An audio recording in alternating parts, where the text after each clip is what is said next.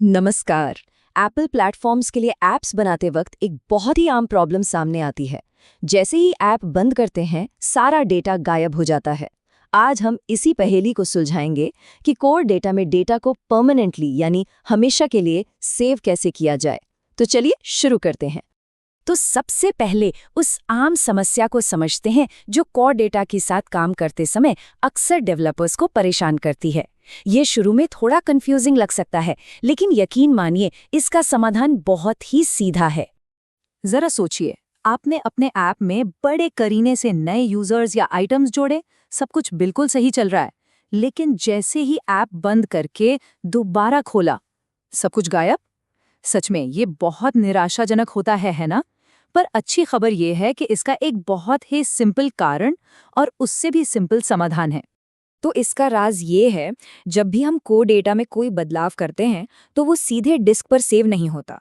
वो पहले NS managed object context नाम की एक जगह पर जाता है। इसे आप एक डिजिटल वर्कबेंच या एक स्क्रैच पैड की तरह समझ सकते हैं। मतलब जो भी हो रहा है वो सब कुछ बस अस्थायी रूप से मेमोरी में है। ठीक है, तो अब हमें प्रॉब्लम तो पता चल गई है। अब इसके सॉल्यूशन की तरफ बढ़ते हैं। डेटा को परमानेंट बनाने के लिए सिर्फ दो बहुत आसान स्टेप्स फॉलो करने होते हैं। आइए देखते हैं वो क्या हैं। कोर डेटा में डेटा सेव करने का यही मूल मंत्र है। पहला स्टेप, अपनी डिजिटल वर्कबेंच यानी कॉन्टेक्स्ट पर सारे ज़रूरी बदलाव कर लीजिए। और फिर आता है दूसरा और सबसे ज़रूरी स्टेप, इन सारे बदलावों को परमानेंट बनाने के लिए सेव कमांड देना। तो पहले स्टेप में हम अपनी डिजिटल वर्कबेंच पर काम करते हैं। मान लीजिए एक नया यूजर ऑब्जेक्ट बनाया जा रहा है, उसका नाम और उम्र सेट की जा रही है। लेकिन याद रहे, ये सब कुछ अभी भी सिर्फ मेमोरी में हो रहा है, अस्थायी तौर पर।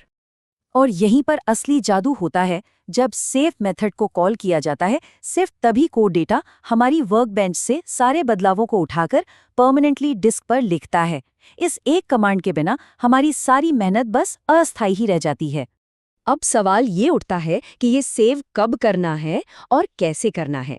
ये एक अहम फैसला है और इसके लिए कुछ अलग-अलग रणनीतियां होती हैं। एक तरीका है मैनुअल सेविंग, जहां हम तय करते हैं कि कब सेव करना है, जैसे कि जब यूजर सेव बटन पर टैप करे। दूसरा तरीका है ऑटोमेटिक सेविंग पैटर्न्स, जहां ऐप खुद ही बैकग्राउंड में पर्दे के पीछे डेटा सेव करता रहता है। ये यूजर एक्सपीरियंस के लिए अक्सर बेहतर होता है, क्योंकि ऐप कभी धीमा या हैंग नहीं होता।